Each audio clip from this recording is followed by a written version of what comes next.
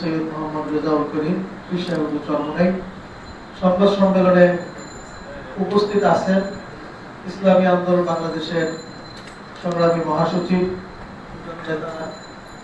অধ্যক্ষ হাফেজ মাওলানা ইউনুস আহমেদ। আজকে উপস্থিত আছেন ইসলামী আন্দোলন বাংলাদেশের প্রেসিডিয়ামের অন্যতম সদস্য জননেতা অধ্যাপক আশরাফ আলী আকবর। উপস্থিত আছেন প্রেসিডিয়ামের অন্যতম সদস্য জননেতা অধ্যাপক মাহবুবুর রহমান। উপস্থিত আছেন যুগ্ম মহাসচিব জননেতা আলহাজ ফয়জুল ইসলাম। উপস্থিত আছেন যুগ্ম মহাসচিব ইঞ্জিনিয়ার আশরাফুল আলম। উপস্থিত আছেন সহকারী মহাসচিব জননেতা মোহাম্মদ ইমতিয়াজ আলম।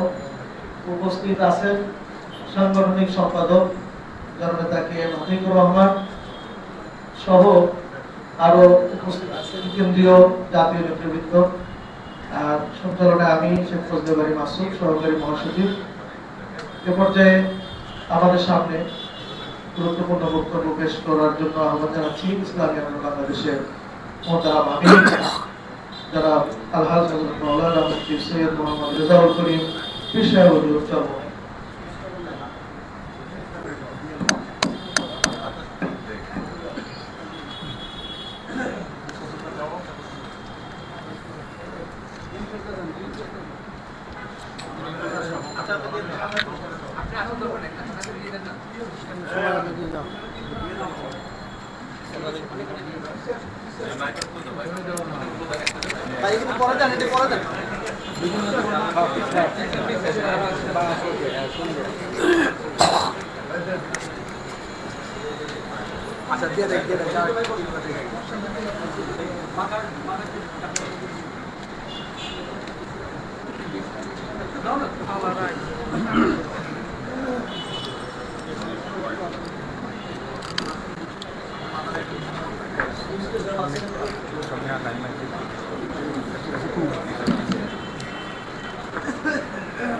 আসসালামু আলাইকুম ওয়া রাহমাতুল্লাহি ওয়া বারাকাতুহু।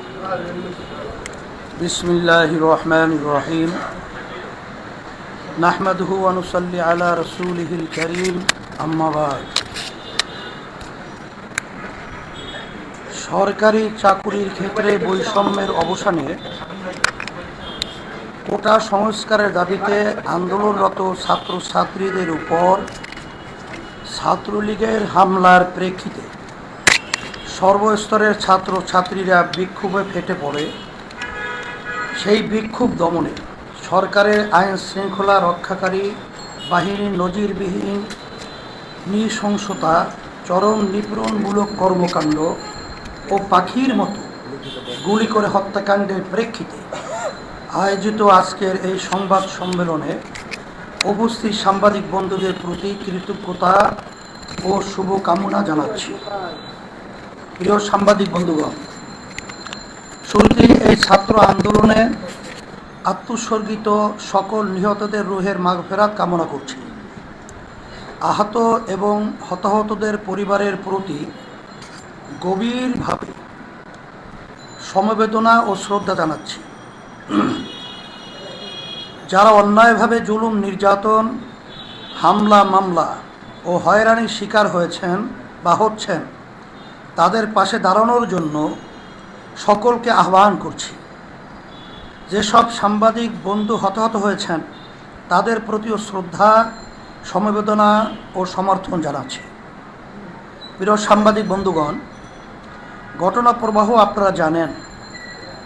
2018 সালে ব্যাপক ছাত্র বিক্ষোভের মাধ্যমে সমাধাকৃত একটি বিষয়কে অপ্রাসঙ্গিকভাবে সামনে আনা হলো। শিক্ষার্থীরা যখন এর প্রতিবাদে রাস্তায় নামাসহ নিয়মতান্ত্রিক আন্দোলন চালিয়ে যাচ্ছিল, তখন সরকারের শীর্ষ নেতৃত্ব শিক্ষার্থীদের তুচ্ছ তাচ্ছিল্য করে বক্তব্য দেন। প্রকারান্তরে শিক্ষার্থীদের রাজাকারের নাতিপুতি বলে অভিহিত করেন।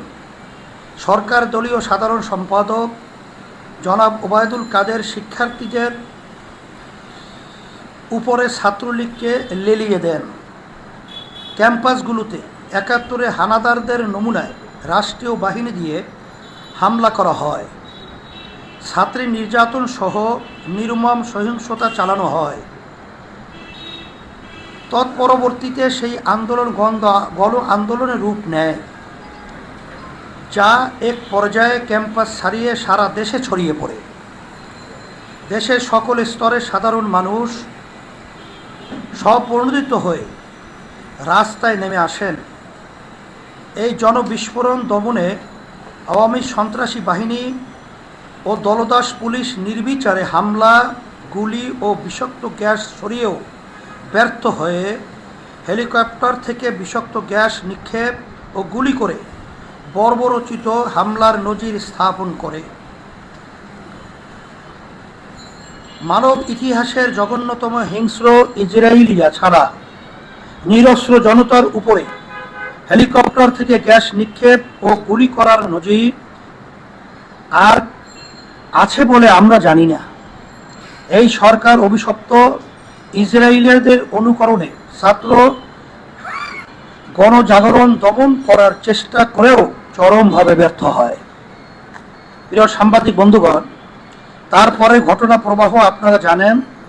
কারফিউ জারি করে দেশের গৌরব ও অহংকার বিশ্ব শান্তি রক্ষায় অগ্রপথিক সেনাবাহিনী মোতায়েন করা হয়। আমরা অবাক বিস্ময় দেখি যে বাহিনী বিশ্বজুড়ে মানুষের শান্তির জন্য নিজেদের জীবন উৎসর্গ করে, সেই বাহিনী বিভিন্ন স্থানে ব্যাংকার বানিয়ে নিজ দেশের নিরস্ত্র নিরীহ মানুষের দিকে রাইফেল তাক করে আছে। জাতিসংঘের সাধারণ বিশ্বজুড়ে শান্তি ও নিরাপত্তার প্রতীক হয়ে দাঁড়িয়েছে সেই জাতিসংঘের লোগো সম্বলিত সাদা সাজোয়া দান ব্যবহার করা হয়েছে স্বাধীন সার্বভৌম বাংলাদেশের ভবিষ্যৎ প্রবলমতী ছাত্রছাত্রীদের যৌক্তিক দাবি আদায়ের আন্দোলন দমন করার জন্যে। প্রিয় সাংবাদিক বন্ধুগণ, আপনারা নিশ্চয়ই অবগত আছেন যে নজিরবিহীন এই দমন পীড়নে শিশু কিশোর নিরীহ নারী সহ এখন পর্যন্ত 2 শতাধিক ছাত্র জনতা হত্যাকাণ্ডের শিকার হয়েছে, যা প্রতিদিন বেড়েই চলছে। স্বাধীন বাংলাদেশে এত ব্যাপক, এত রক্তবহুল কোনো আন্দোলন আগে কখনো হয় নাই। এই আন্দোলন প্রতিহত করতে গিয়ে এই সরকার পোড়া মাটি নীতি গ্রহণ করেছে এবং জনতার উপরে ইজরায়েলি স্টাইলে বর্বর নির্মমতা চালিয়েছে। কোনো সভ্য স্বাধীন দেশের জনতার সাথে এই ধরনের নির্মমতা চালানো যায় না। 3বার জাতীয় নির্বাচনে জালিয়াতি সহ নির্বাচন ব্যবস্থাকে হত্যা করা, সর্বক্ষেত্রে মাত্রাহীন দুর্নীতি, রিজার্ভের পতন সহ আর্থিক খাতে চরম ব্যর্থতা, দ্রব্যমূল্যের ঊর্ধ্বগতি সহ এই সরকারের ব্যর্থতার বোঝা এত ভারী যে আগের কোনো সরকারের ব্যর্থতার পাল্লা এত ভারী ছিল না। এত ব্যর্থতা ও এত রক্তবহুল আন্দোলনের পরেও এই সরকারের বোধোদয় হয় নাই। তারা জনতার ক্ষোভের কারণ বুঝতে চেষ্টা করছে না, নিজেদের সংশোধন করারও চেষ্টা করছে না, বরং তারা জনতাকে দোষারোপ করছে। রাজনৈতিক দলগুলোর উপরে আবারও দমন পীড়ন শুরু করেছে। আন্দোলনের ছাত্র নেতৃত্বকে তুলে নেওয়া, শারীরিক নির্যাতন করা ও ভয়ভীতি দেখানো অব্যাহত রেখেছে। শত শত মামলা করে বিরোধী দলের হাজার হাজার নেতাকর্মীকে আটক করা হয়েছে। গায়েবী আসামি করে আরও হাজার হাজার মানুষকে আটক করার গভীর ষড়যন্ত্র চলছে। বিরোধী রাজনৈতিক নেতৃবৃন্দকেও গ্রেপ্তার করা হয়েছে এবং রিমান্ডের নামে চরম নির্যাতন চালানো হচ্ছে, যা সংবিধান বিরোধী। প্রিয় সাংবাদিক বন্ধুগণ, আন্দোলনের বস্তুগত ক্ষতি এই সরকারের কাছে তাজা প্রাণ শিক্ষার্থীর জীবনের চেয়ে মূল্যবান হয়ে দাঁড়িয়েছে। প্রধানমন্ত্রী পদবি দখল করে রাখা ব্যক্তির সাধারণ জ্ঞান ও বিবেচনা বোধ এত নিষ্ঠুর ও নির্মম যে অকালে ঝরে যাওয়া শিক্ষার্থীর জীবনের চেয়ে ইট পাথরের উন্নয়ন তার কাছে গুরুত্বপূর্ণ।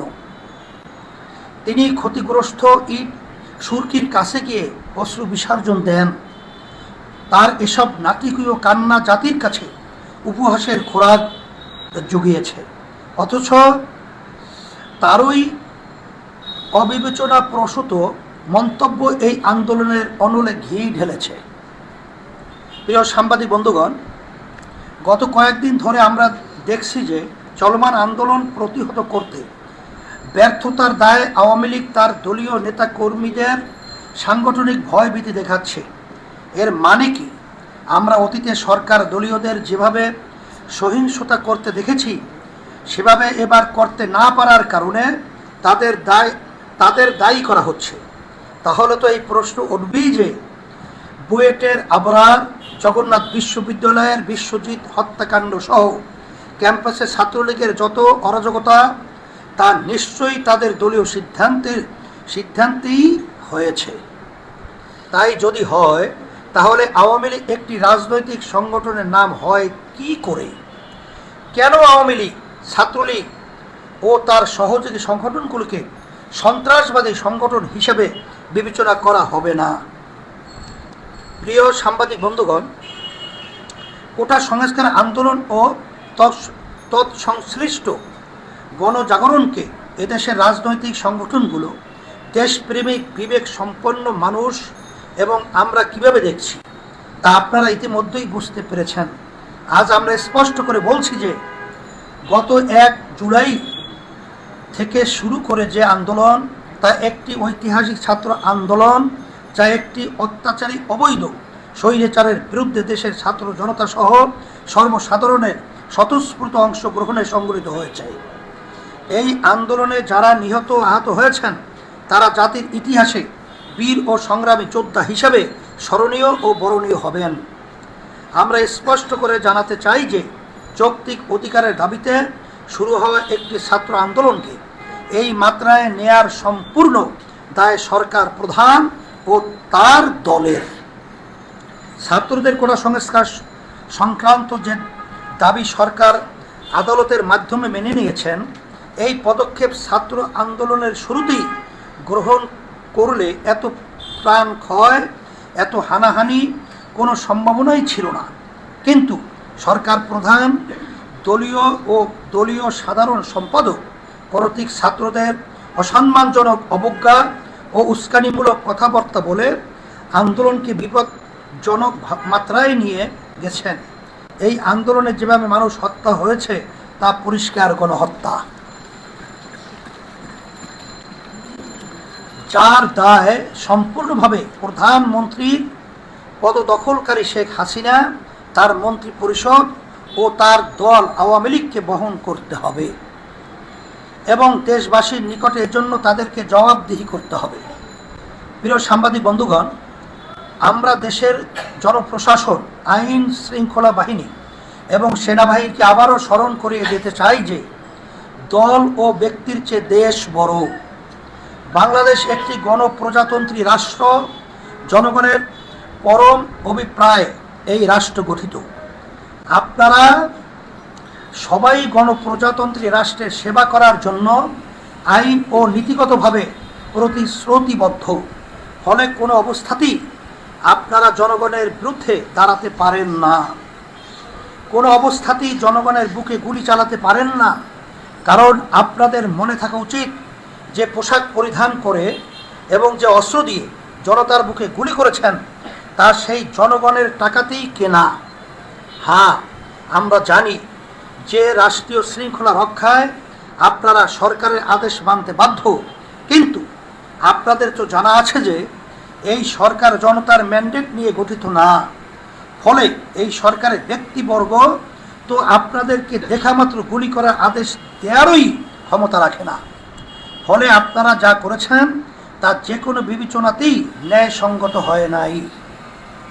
প্রিয় সাংবাদিক বন্ধুগণ, আপনাদের মাধ্যমে আমরা এই সরকারকে সতর্ক করে দিতে চাই যে এই সরকার যে গণহত্যা ঘটিয়েছে এবং হাজার হাজার মানুষকে আহত করেছে তার একমাত্র সমাধান হচ্ছে এই সরকারের পদত্যাগ। তাই বলবো, আপনারা অবিলম্বে পদত্যাগ করুন এবং জাতীয় সরকারের হাতে ক্ষমতা হস্তান্তর করুন। এছাড়া আপনাদের কাছে আর কোনো দাবি নাই, কারণ খুনির কাছে খুনির বিচার চাওয়া যায় না। তারপরেও বলি, সেনাবাহিনীকে দ্রুতই বেরাকে ফিরিয়ে নিন, হত্যাকাণ্ডে যারা সরাসরি জড়িত তাদেরকে চিহ্নিত করে দৃষ্টান্তমূলক শাস্তির ব্যবস্থা করুন। ছাত্র আন্দোলনের সমন্বয়কদের নির্যাতন, হয়রানি তুলে নেওয়া বন্ধ করুন, নির্বিচারে গ্রেপ্তার বন্ধ করুন, রাজনৈতিক নেতৃবৃন্দকে আটক করা, রিমান্ডে নেওয়া বন্ধ করুন, নিহতদের পরিবারকে যথাযথ রাষ্ট্রীয় ক্ষতিপূরণ দিন, আহতদের চিকিৎসার ব্যবস্থা করুন এবং পঙ্গুদের পুনর্বাসনের ব্যবস্থা করুন, শিক্ষা প্রতিষ্ঠান খুলে দিন এবং ক্যাম্পাসে অস্থিতিশীল পরিবেশ সৃষ্টিকারী ছাত্র নামধারী সন্ত্রাসীদের নিষিদ্ধ ঘোষণা করুন, তথ্য প্রবাহ অবাধ করে দিন, ইতিহাস থেকে শিক্ষা নিন, অন্যথায় আপনাদের জন্য ভয়াবহ পরিণতি অপেক্ষা করছে। প্রিয় সাংবাদিক বন্ধুগণ, রাজনৈতিক সংগঠনগুলোর মধ্যে এই সরকারের পতনের এক দফা দাবি নিয়ে ঐকমত্য রয়েছে। আমরাও সরকার পতনের এক দফা দাবিতে একমত ছিলাম এবং আছি। এই জনবিচ্ছিন্ন ব্যর্থ সরকারকে পদত্যাগে বাধ্য করার লক্ষ্যে দেশের সকল রাজনৈতিক দল, বুদ্ধিজীবী ও পেশাজীবী সংগঠন সহ দলমত নির্বিশেষে সর্বস্তরের দেশপ্রেমিক জনগণকে একতা গড়ে তোলার আহ্বান করছি। প্রিয় সাংবাদিক বন্ধুগণ, এই ছাত্র গণ আন্দোলনের জাতিসংঘ, আন্তর্জাতিক মানবাধিকার সংস্থা ও বিদেশি অনেক বিবেকবান মানুষ ও মিডিয়া সমর্থন জানিয়েছেন, গণহত্যায় উদ্বেগ জানিয়েছেন, বিবৃতি দিয়েছেন, গণহত্যা বন্ধে আহ্বান জানিয়েছেন। তাদের প্রতি আমাদের কৃতজ্ঞতা জানাচ্ছি। মাসসালাম, আলহামদুলিল্লাহ, আল্লাহ কবুল করুন।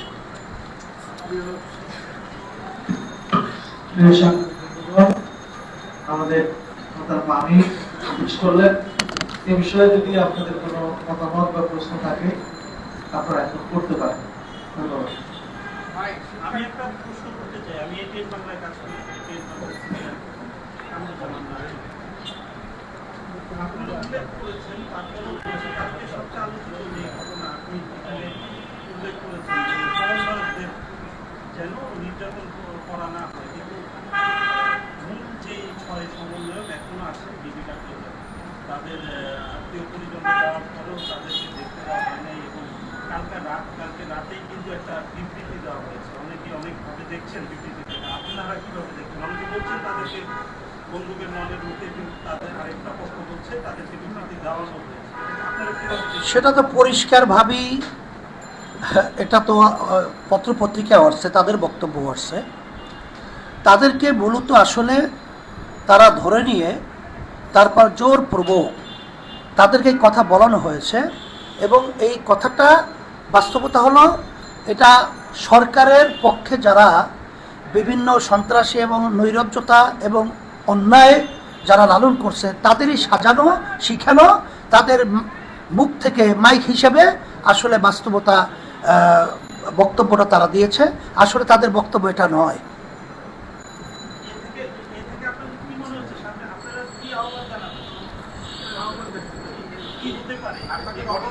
এটা আমাদের পরিষ্কার অবদান যে ছাত্ররা যে ন্যায় দাবি নিয়ে তারা যে দাবি উত্থাপন করেছে, দাবির সাথে তো আমরা একমত আগে পোষণ করেছি, এখনও করছি, এবং এর সাথে সমস্ত শ্রেণীর মহলের রাজনৈতিক সহ সবাই আমরা ঐক্যমত পোষণ করছি। এখন আজকে সাংবাদিক মাধ্যমে এখন আমরা এটা ঐক্যমত পোষণ ঘোষণা করছি এবং এই আন্দোলন যতক্ষণ পর্যন্ত এই হত্যাকাণ্ডের এই নির্বিচারে আমাদের ভাইদেরকে, আমার ছাত্রদেরকে এবং আমার বাংলাদেশের জনগণকে, মানুষকে যেভাবে অন্যায়ভাবে গণহত্যা রূপ নিয়েছে এবং করেছে, এটার যতক্ষণ পর্যন্ত এর বিচার এই বাংলার জমিনে না হবে ততক্ষণ পর্যন্ত আন্দোলন সংগ্রাম ন্যায়ের পক্ষে আমাদের চলবেই, করতেই থাকবে ইনশাআল্লাহ। আপনাদেরও ছাত্ররা আন্দোলন করছে, আপনাদেরও একটি ছাত্র সংগঠন রয়েছে, তাদের প্রতি আপনাদের কি নির্দেশনা থাকবে? আমাদের ইসলামী আন্দোলন বাংলাদেশ প্রতিষ্ঠিত হয়েছে ন্যায়ের পক্ষে, অন্যায়ের প্রতিবাদে। রাজনৈতিক ব্যানার হিসেবে আপনারা লক্ষ্য করেছেন, কোনো ব্যানারই রাজনৈতিক হিসাবে ছাত্র এই ন্যায্য অধিকারের যে দাবির পক্ষে রাজপথে কোনো ব্যানারে কিন্তু কোনো রাজনৈতিক দল ওইভাবে নামে নাই, কিন্তু ইসলামী আন্দোলন আমরা বাংলাদেশ কিন্তু নেমেছি এবং আমরা সেখানে বক্তব্য রেখেছিলাম যে আমরা রাজনৈতিক দল হলেও আমাদের রাজনৈতিক দল প্রতিষ্ঠিত হয়েছে ন্যায়ের পক্ষে, অন্যায়ের প্রতিবাদে। যখন নিরস্ত্র আপনার আবু সাঈদ সহ আমাদের ন্যায় দাবি আদায়ের লক্ষ্যে যেই মেধাবী ছাত্র ছাত্রীদের উপরে যে হত্যাযজ্ঞ এবং যে নির্যাতন চালানো হয়েছে, এটা সম্পূর্ণ অন্যায়, অবিচার, জুলুম। আমরা নিশ্চুপ থাকতে পারি না বিধায় এর প্রতিবাদে আমরা আসলে রাজপথে আমাদের ব্যানারে প্রতিবাদ করেছি। সেই হিসাবে আমাদের ছাত্রগুলো আমাদের এই যেহেতু আন্দোলন আমরা এই অন্যায় প্রতিবাদে ছিলাম, তারা ওইভাবেই ছিল। ডিবিসি নিউজে কাজ করি। কয়েকদিন আগে বিএনপি মহাসচিব মির্জা ফখরুল ইসলাম আলমগীর সকল রাজনৈতিক দল, ডান বাম সকলকে নিয়ে একটি জাতীয় ঐক্যের আহ্বান জানিয়েছেন এবং বেশ কয়েকটি দলও তাদের সাথে সম্মতি জানিয়েছেন তাদের বিজ্ঞপ্তির মাধ্যমে। আপনারাও জাতীয় একতার কথা বলছেন, সকল রাজনৈতিক দল, পেশাজীবী সংগঠন এবং বুদ্ধিজীবী সবাইকে নিয়ে। সেক্ষেত্রে আপনারা কি বিএনপির সাথে কিংবা বিএনপি আপনাদের সাথে সেই একতার জায়গা কি তাদের সাথে হতে পারে কিনা? এখানে আজকে আমাদের বক্তব্যের মধ্যে পরিষ্কার কথাটা এসে গেছে। এরপরও যেহেতু আপনি প্রশ্ন করেছেন, আপনার 7 জানুয়ারি যে জাতীয় নির্বাচন একদলীয় একই সিদ্ধান্ত বর্তমান সরকার করে ক্ষমতায় আছে, তখন তো এই দাবির প্রতিবাদে এবং সুন্দর অবাধ নির্বাচনের ব্যাপারে আমরা জাতীয় সরকারে যে দাবি তুলেছিলাম, এই দাবির সাথে আমরা কিন্তু রাজনৈতিক দলগুলো সবাই ঐক্যমতে ছিলাম এবং যার যার অবস্থানে থেকে আমরা প্রতিবাদ করেছি এবং জাতীয় নির্বাচন আমরাও বয়কট করেছি, অন্যত্রও বয়কট করেছি। আজকে ধারাবাহিকতায় যে অন্যায়, অবিচার এবং জুলুম, হত্যাযজ্ঞ, গণহত্যা চলছে, এর প্রতিবাদে বিএনপি সহ সর্বত্রই যে দাবি তুলেছেন আমরাও এর সাথে একমত আছি এবং আমরা রাজনৈতিক দল সহ সবাই আমরা আলোচনা, পর্যালোচনা এবং তাদের সাথে যোগাযোগ সহ বিভিন্ন পর্যায়ে আমরা করে যাচ্ছি। একটা পর্যায়ে দেশ রক্ষার জন্যে এবং অন্যায় প্রতিবাদে আমরা একত্রিত হয়ে জুলুমের বিরুদ্ধে যখন সবাই আসবে তখন আমরা ঝাঁপিয়ে পড়ব ইনশাআল্লাহ। এখানে ইসলামী আন্দোলন বাংলাদেশ এটা আমাদের একটা রাজনৈতিক ভিন্ন প্ল্যাটফর্ম।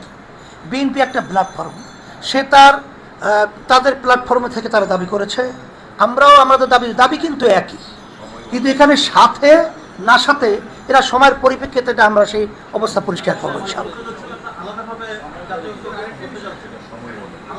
না, সেটা আমরা সময়ের পরিপ্রেক্ষিতে দেখবো যে কোন অবস্থায় করলে আমাদের লক্ষ্যে পৌঁছা যায়, সেটা তখন আমরা বলবো ইনশাআল্লাহ। আমি কালবেলায় কাজ করি, আমার নাম শফিকুল ইসলাম। আপনারা বলছেন যে হত্যাকাণ্ড চালানো হয়েছে ছাত্র আন্দোলন থেকে, আপনাদের কাছে কোনো সুস্পষ্ট তথ্য আছে যে কতগুলো ছাত্র বা সাধারণ মানুষ মারা গেছে এই আন্দোলনে? দ্বিতীয়ত হলো, আপনাদের দলের পক্ষ থেকে এই বিষয়ে কোনো তদন্ত বা তথ্য সংগ্রহ করা হবে কিনা এবং এই সমস্ত বিষয়ে আপনারা কূটনৈতিক মহলে অবহিত করবেন কিনা? আমরা এখানে তো আজকে পরিষ্কারভাবে আমাদের বক্তব্য তুলে ধরেছি। যত আমরা এখানে সংবাদ আপনাদের মাধ্যমে যতটুকু আমরা জানতে পেরেছি, তাতে 2 শতাধিকের উপরে এখন পর্যন্ত তথ্য আমাদের কাছে আসছে, কিন্তু দিনের দিন এর সংখ্যা বেড়েই চলছে। আসলে বাস্তবতা কত যে হত্যা হয়েছে এটা এখন পর্যন্ত আমরা পরিষ্কার বলতে পারছি না, তবে সংখ্যা অধিক। আর সাথে সাথে আপনি আরেকটা যে প্রশ্ন করেছেন, হ্যাঁ, এটা আমাদের দলীয়ভাবে তথ্য সংগ্রহের কার্যক্রম আমাদের আছে, চলমান রয়েছে। হ্যাঁ, এটা প্রয়োজন যখন হবে তাকে সেটা আমরা করবো।